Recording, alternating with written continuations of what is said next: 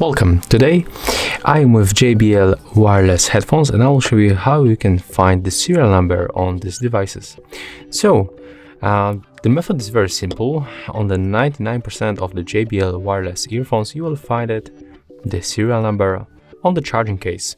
So take a look how it looks. In this one it's Tune 115 True Wireless Sound. So when you take a look at the bottom you will find the serial number. What about this one? It's Tune 225.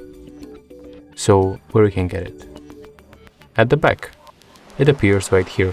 It's very hard to spot it, but you will find it under this marking. It's right here. So at the bottom, at the back. And what about these two? So here we have the Tune 215, and when you open the charging case, the serial number will appear right here inside.